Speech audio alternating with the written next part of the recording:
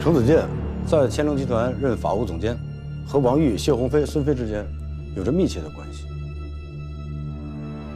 而且，她还是李仁俊的妹夫。我想把一个人或者一家公司彻底打垮，你能帮我吗？我可以将它做成是在被万海的威逼利诱之下被迫出售集散中心。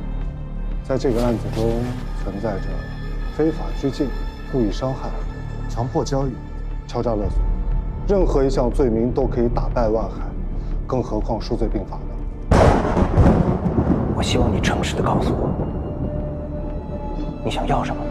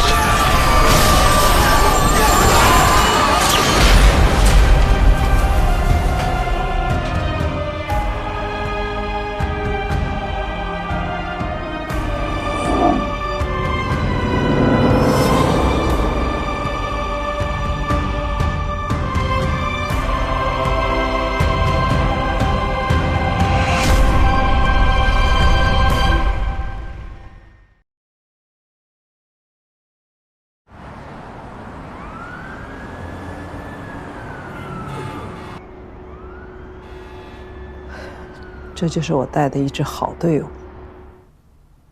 东平的干部，一个个被带走，都查到家门口来了。我居然什么都不知道。万海案走到现在，办成今天这样，始终没有人跟我讲实话，更不可能有人提醒我。万海案要是出了问题，影响有多大我就不说。老许，你觉得你还能安稳退休吗？还有你，李仁俊，你这个刚提上来的检察长，你的位置坐得稳吗？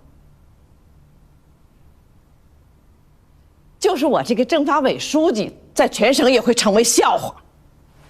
赖书记，我这个事儿啊，你先别太激动。这件事情啊，你先坐下。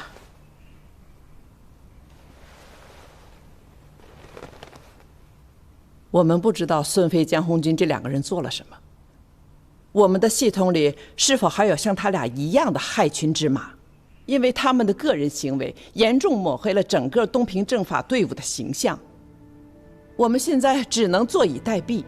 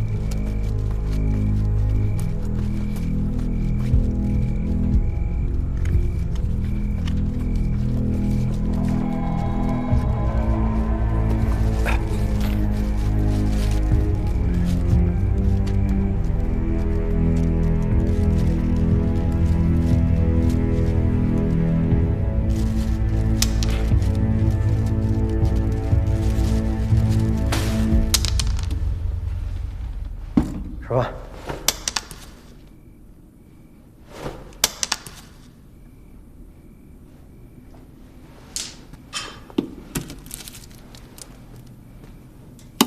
还得给你喂啊。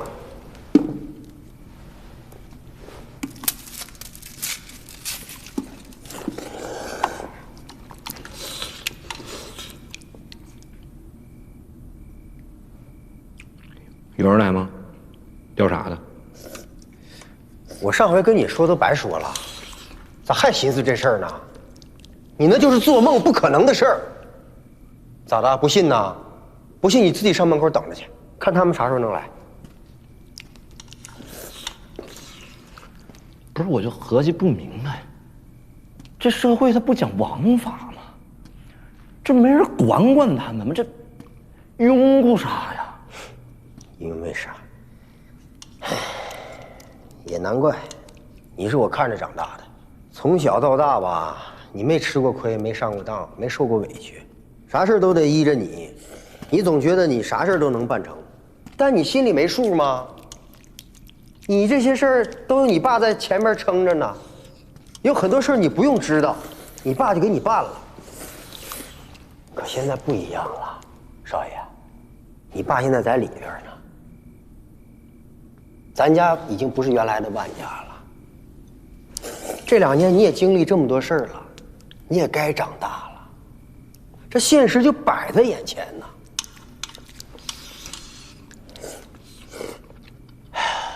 我现在啥也不寻思，我现在就想赶紧把这赔偿的事给解决了。只要这事能解决，你的责任就不能太大，你总不能一辈子躲在这儿吧？超，叔是过来人，叔吃过亏，上过当。你听叔一句，这人嘛，那都有倒霉的时候，但咱得知进退，咱得认呐。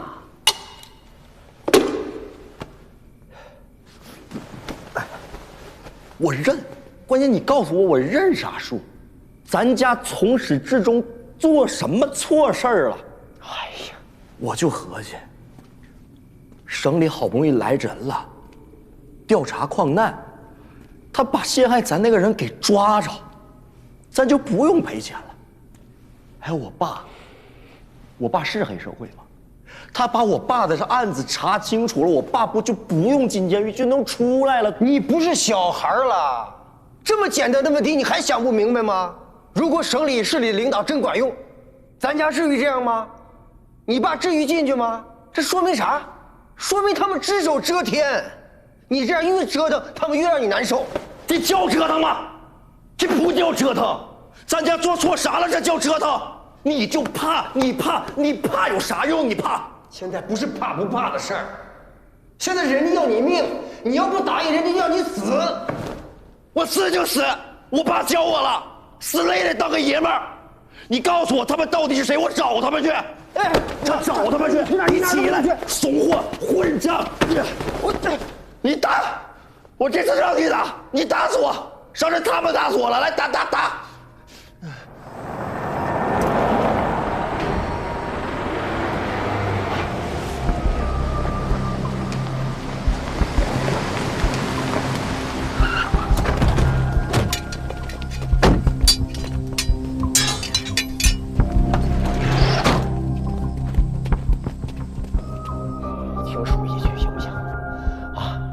叔给你跪下行不行？你哪儿也不能去呀，外边真的危险。我他你别拉我，你让我走，你别拉我，你别让我走，让我。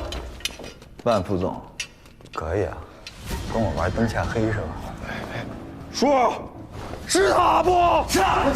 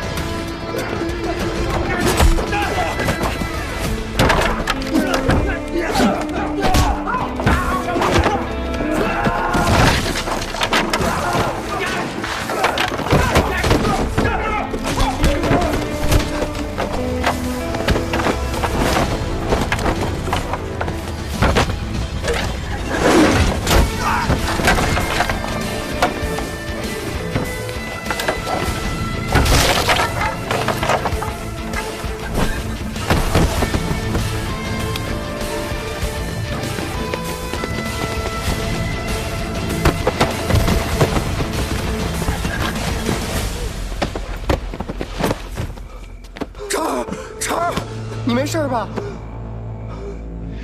你能跑啊！别打了，别打了，有事冲我来。带走。大哥，大哥，快点！谁让你们来的呀？少废话！我跟陈总都认识，都是朋友。你们这大哥上哪儿去呀？大哥，哎，不是。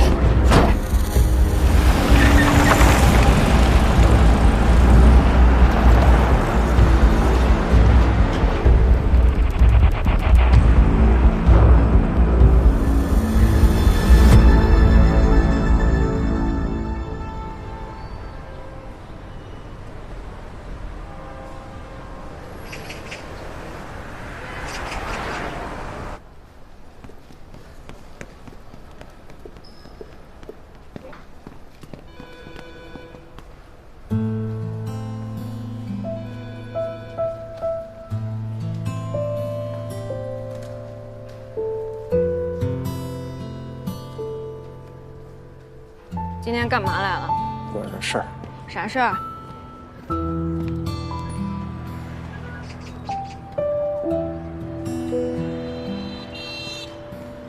咋了？现在连话都不愿意和我说了是吧？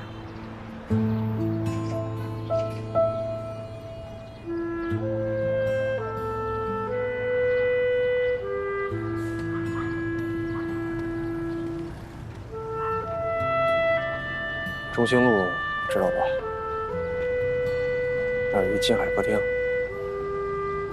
刚才调了一下它周边的监控。金海歌厅，什么案子？还是我哥的案子。已经查实了，金海歌厅才是我哥的真正死亡现场。周边全看了，没有价值的线索。你打算怎么办？会一直查下去。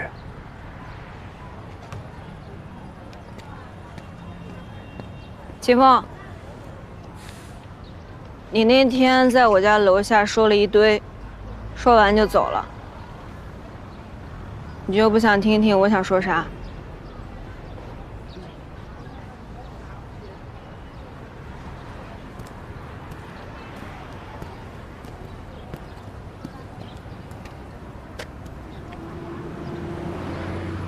你说自己是个怂人，但是你知道吗？我觉得你是个骨子里面很勇敢的人，只是你自己一直看不起你自己。就像那天你说你没有资格喜欢我一样，其实有没有资格不是别人说了算，而是你自己。如果连你自己都这么想的话，你还怎么指望别人去正视你啊？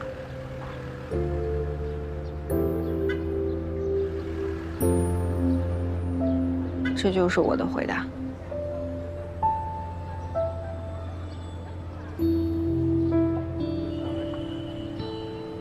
你就没什么想和我说的呀？再给你一次机会。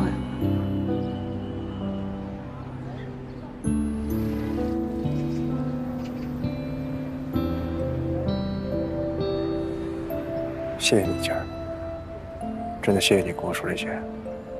笨死你算了。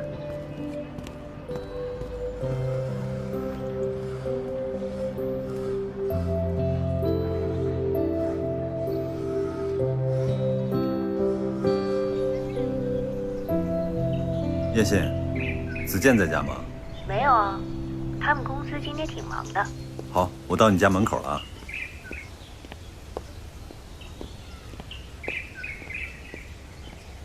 你现在怎么回事呀？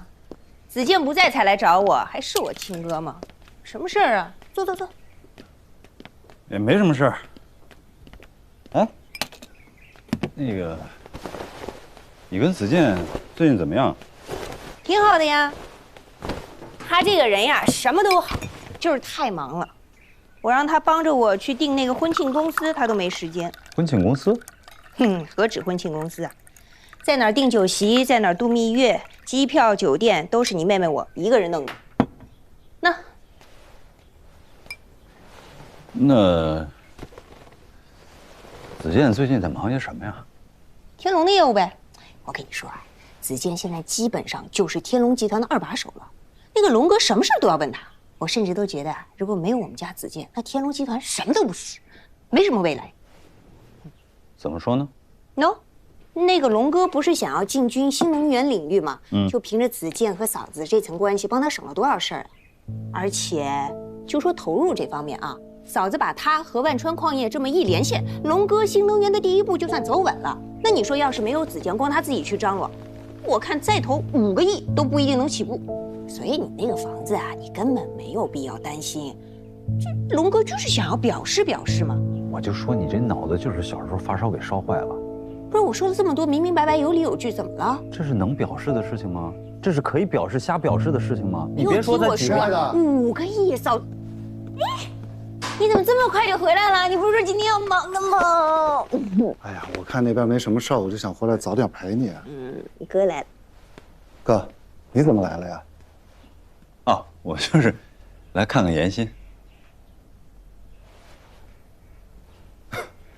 我告诉你啊，哥现在是占用了工作时间来找你，是不是你把哥叫来的？没有，他自己突然之间就跑过来了。啊？对，我正好逮了个空，过来看看你们。哦。哎哥，据我了解，你最近应该挺忙的呀。啊？为啥这么说呢？不是来了一个那个。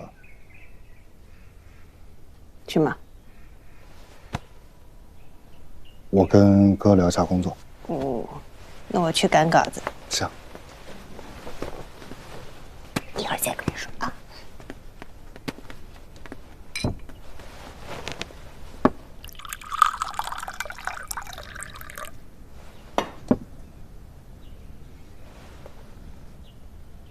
哥，得是一个专案组吧？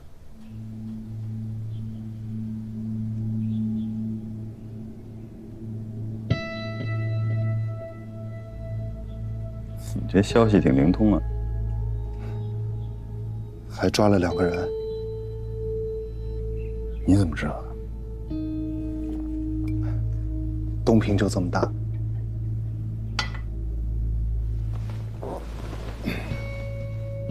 哥，是不是找你谈话了？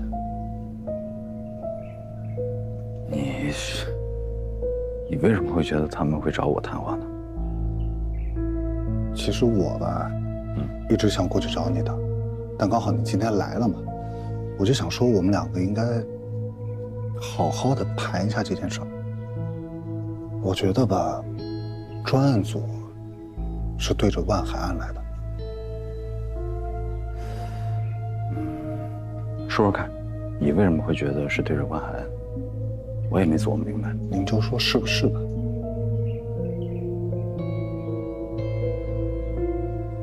哎，专案组的事儿，你听谁说的？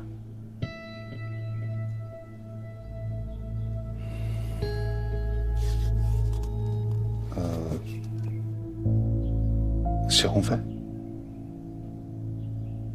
根据我们调查，程子健和王玉、谢鸿飞、孙飞之间有着密切的关系。他们之间的联系是从什么时候开始的？3年多以前吧。谢谢。从他们的通话记录，我们可以看出，程子健找到王玉后，他们的关系和往来就变得密切了。从他们通话的频次和每次通话记录里面的时长来判断，他们似乎在谋划一些事情。我还有一个意外的发现。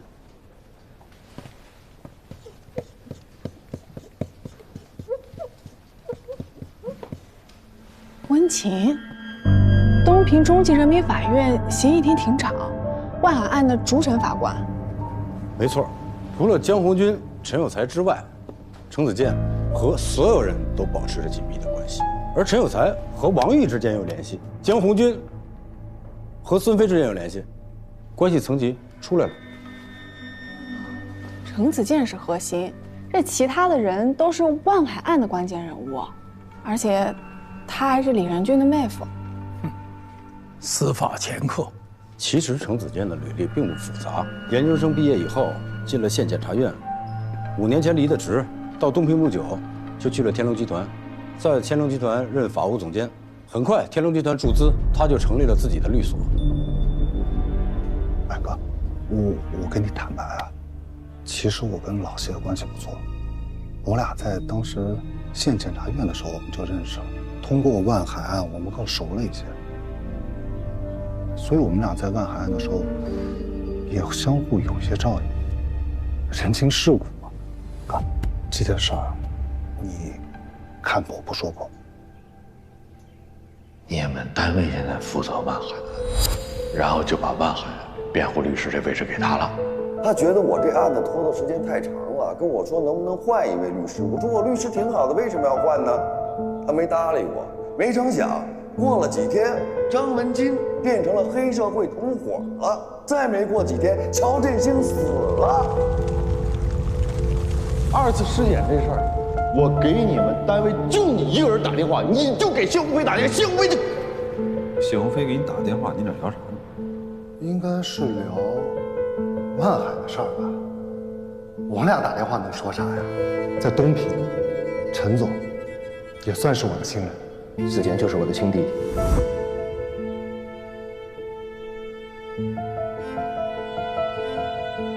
其实今天呢，我也想借这个机会跟您说一声抱歉。上次您不是问我，我当时我没说实话，这事儿就一直在我的心里面，我就是像一个结一样，它过不去。你拿我当家人，那家人在一块，有什么事儿不可以掰开了揉碎了聊啊，对吧？所以我今天想跟你坦白。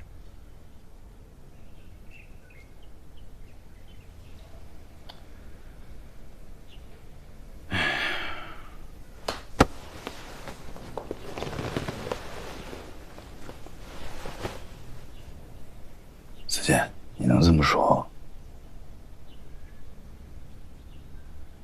我其实心里挺欣慰的。这么多年我就看好你，要不然也不能把妹妹交给你。就像你说的，咱们是一家人，所以有些事儿，我希望你能如实的告诉我。我其实就是想问你啊，你跟陈胜龙到底什么关系啊？啊？你们俩应该不是这种单纯的雇佣关系吧？这陈总到底是个什么样的人？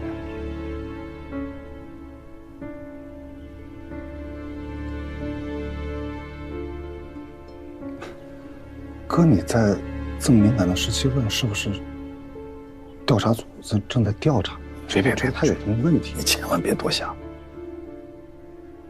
我确实查过他了，但我就是觉得这一家公司，你说从没有到有，所有的资金都来自境外，陈总这个人也是，就是我查完之后，我会觉得这不科学。你懂我说这意思吗？哥，你上手段了。不是，我真不理解这是为啥？是他们有问题吗？还是说了，你别多想。你这样，你换一个角度想一下啊，你就说，房子是不是退不了？你嫂子还得帮他弄着什么矿山、什么新能源这些事儿。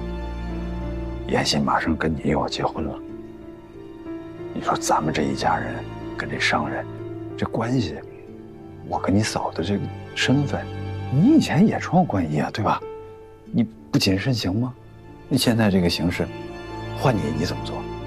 所以，子健，我希望你能给我交个实底，你起码让我心里踏实，对吧？天龙集团是他的金主，是。根据财产调查报告来看的话，程子健的个人财产跟天龙集团息息相关，而且他律所所接的案子也几乎都跟天龙集团有关系。他现在还住着天龙集团开发的房子，大都七山。基本清晰了，印证了你和洪亮之前的推测。王玉把这些人纠集到一起，制造了万海案，目的是要拿回物资集散中心。而东平的某些人为了博取扫黑的业绩，有意无意的成了帮凶。那矿难呢？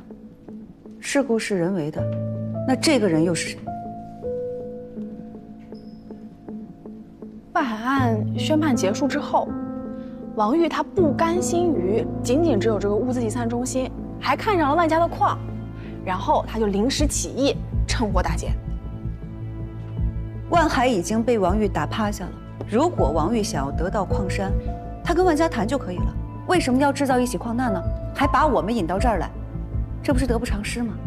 可能是万家不同意呗。可是从犯罪成本角度来看，万家不同意就想办法搞定万家的人，总比制造一场矿难成本要低，风险也小了不少啊。宋局，您刚才说程子健和王玉之间的联系，第一个电话是程子健打给王玉的。是的。您确定不是王玉打给程子健的？确定。我们可不可以这么推测？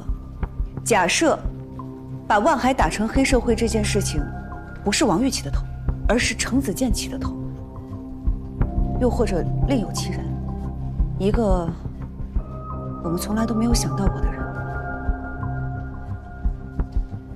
而且江红军和孙飞是为了这个人掩盖矿难。宋局，麻烦公安的同志继续围绕程子健查，尤其是他供职的天龙集团。好，切记不要打草惊蛇。如果我们的推测成立，那这个人太核心、太关键了，我们要放长线，钓大鱼。好，你看，在你看来，你觉得陈总的发展的特别快，那是因为他其实很早之前认了一个大哥啊，我估计这人你还认识，叫宇天成。哪个宇？大禹治水的禹。其实这件事儿，陈总之前跟我聊过，他好像说的是，在初中的时候他就辍学，然后跟了这个宇大哥，从10几岁跟到现在，20多年了。但这个大哥人不错的，他是有情怀的，人发达了以后还想着回东平给东平再建设一下，所以才在东平给陈总成立了天龙集团。当然了，这些所有的资金啊都是那大哥给的，所以哥你放心，真的没问题。在你们看来，陈总好像很神秘，其实没什么神秘的呀，他不过就是跟了一个好大哥，然后这好大哥认了这个小弟，跟了他这么多年，给了他一个机会，就成就了现在的他，就这么简单。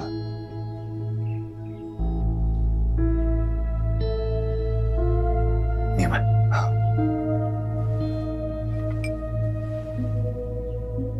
对，还有一件事啊，那个王玉，王玉那个集散中心，就2、3年前，这个陈胜荣陈总是不是想要过他这个集散中心啊？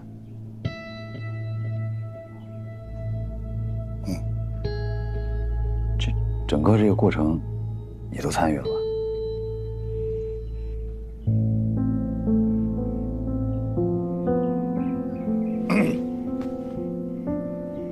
哎呦，不行，我得走了，跟你聊着聊着，忘了我后边还有事儿。行，衣服挂。我让严青送你啊。哎，哥，其实今天你能像家人一样跟我聊这么多，我心里挺踏实的。在这儿我也向你表个态，只要严青能过上最好的日子，我吃再多苦都没事。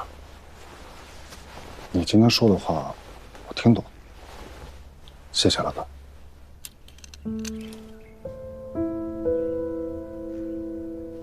明白。严青，我走了啊。舅舅走了。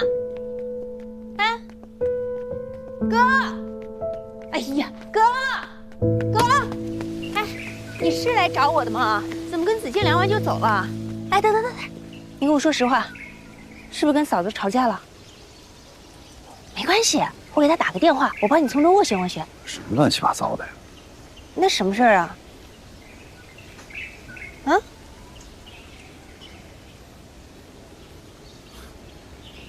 就你这脑子啊，知道的越少，对你越好。回去吧。跟你脑子多灵光似的，莫名其妙。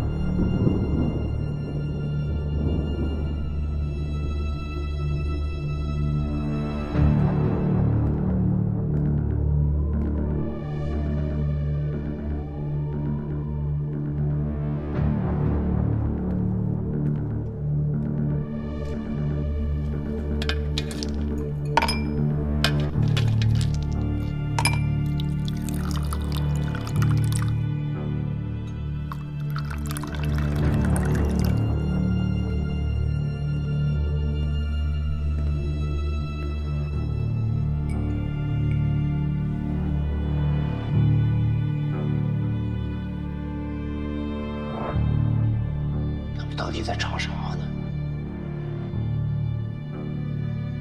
还是望海案吗？会翻案吗？你说他们到底查哪儿了？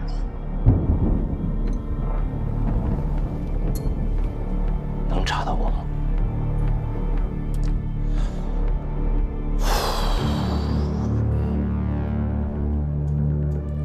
万海是王玉搞的，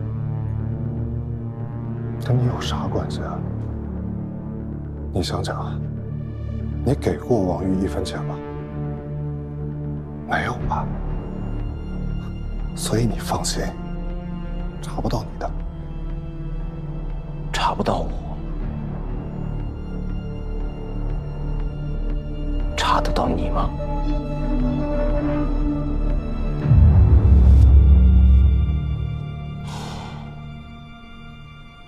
龙哥，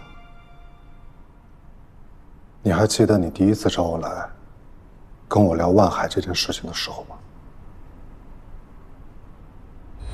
老板，程律到了。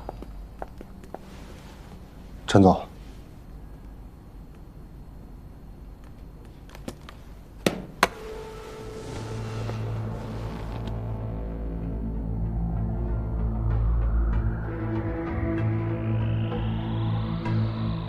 我能信任你吗？陈总如果不信任我，就不会这么问。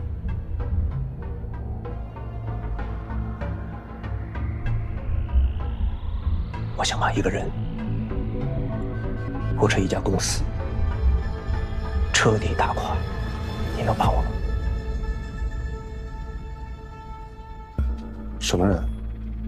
什么公司？不可以有任何隐瞒。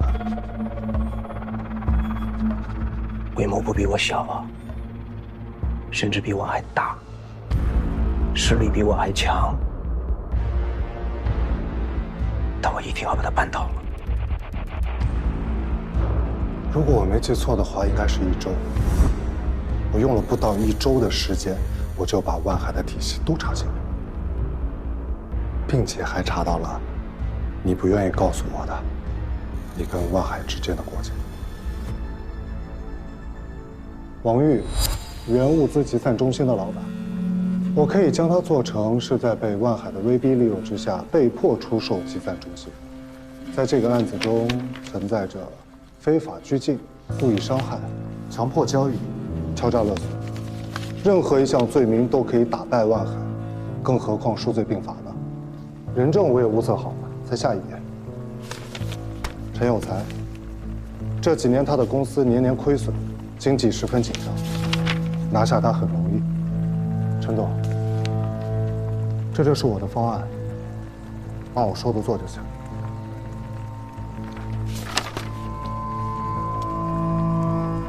程律师，告诉我，你想要什么？陈总说的是真的吗？程律师，我希望你能诚实地告诉我，你想要什么。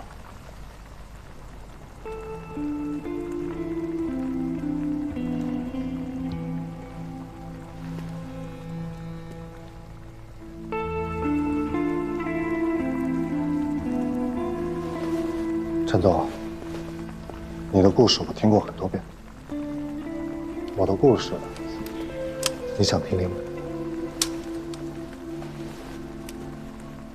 我呀，就是个农村的孩子，从小我就知道读书是我唯一的出路，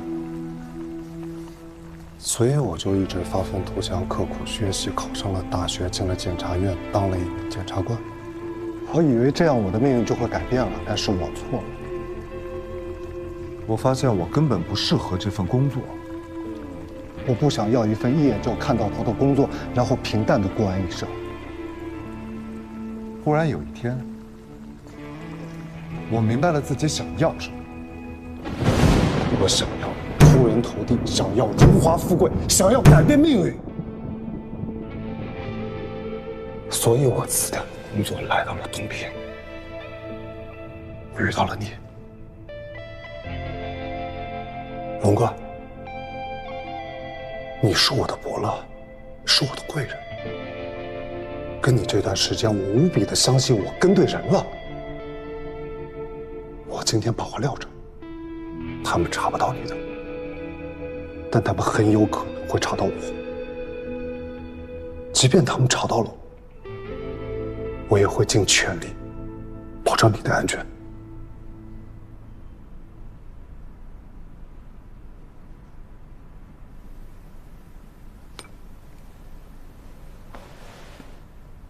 子健，回去的那份合同，天龙集团的股权比例，随便填。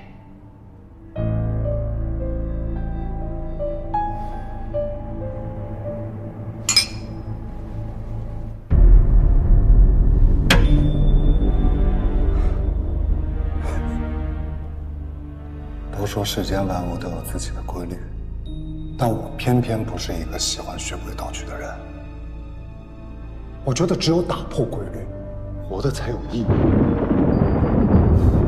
所以，龙哥，咱们必须把这个命掌握在自己的手。说白了嘛，饿死胆小的，撑死胆大的。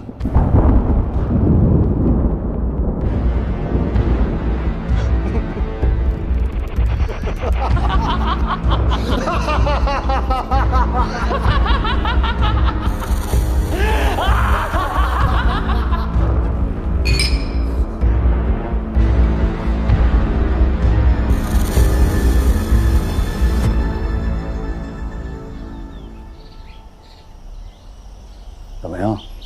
摸得差不多了吧？他我用摸吗？一进去，所有口供全拿下。你最近是不是有点膨胀啊？哪来的自信啊？你别到时候你自己进，给大伙来个反面教材，那可丢大人了。 5分钟，信吗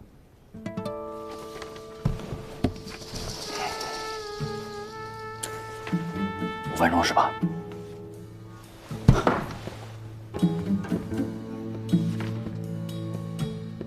从你进门开始，我给你倒计时。我饶你1分钟。呀，快去吧。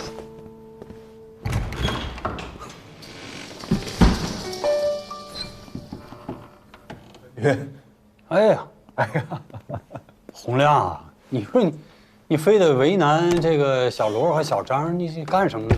你有什么事儿，你不能过来，咱们哥俩好好聊一聊。就因为是咱哥俩，所以我这心里边我多少有点抵触。哎呀，我有点紧张。有什么好紧张的你？这样啊，来，帮那个孙局给打开这个啊。不用，我跟你讲，洪亮。 啊，咱们都是公职人员，咱们不能违规啊，按规矩来啊。你心意我懂了，不用。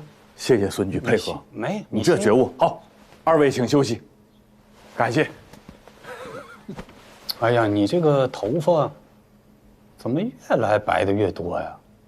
几年不见全白了，你看，哎呦，白的厉害啊！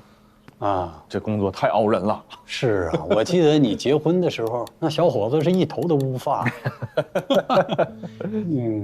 你还记不记得当时谁给你开的婚车呀？忘了吧？哎呦，我，是，哎呦，你都忘？你看你那天你非常紧张，你把领带都系错了，看连裤扣都没拉上，最后还是捡了一个别针给别上，好留点面子。哎呀，什么？咱说点正事啊。好，说正事儿。洪亮，哎，有一件事哈，藏在我心里呢，有10多年了。我想把这个秘密告诉你。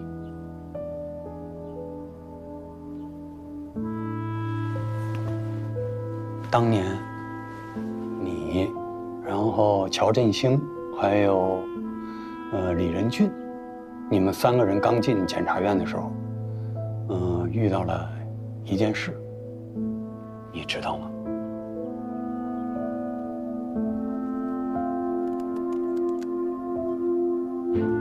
对不起，当年的案子办错了。孙一虎可能不是主犯。判处孙一虎死刑，剥夺政治权利终身。枪杀人的肯定是王大勇，你爸怎么可能？我自己本来也想继续查下去的，可是他们把我调到了乡下，我怎么查呀？是案子吗？什么案子？人生档案。你记不记得当年小敏刚大学毕业吧？那时候想找男朋友，老领导啊，哎呀，就看好了新来检察院的你们3个人。他知道我这个人看人准，他就问我，他说你觉得谁合适？我当时我就藏了个心眼儿，因为我就感觉你和小敏之前你们俩就有那个意思。我看出来了，还能逃过我的眼睛。然后我就跟老领导说，我说你看任俊小官迷，你看今天让我说准了吧？我说振兴这个孩子呢柔啊，我说洪亮这个小伙子不错，做事情周全，敢于担当，正直善良。你看今天你看你跟小敏过得多幸福。听明白了，哥啊，就是我现在的幸福人生全有赖哥当年的提点。那这个我不敢当，这谈不上，这谈不上。那真的是咱俩这关系可真是不一般。那一定的，那不一般的关系，你给我讲讲，说你揣着3本护照还都是假的，你这要去哪儿啊？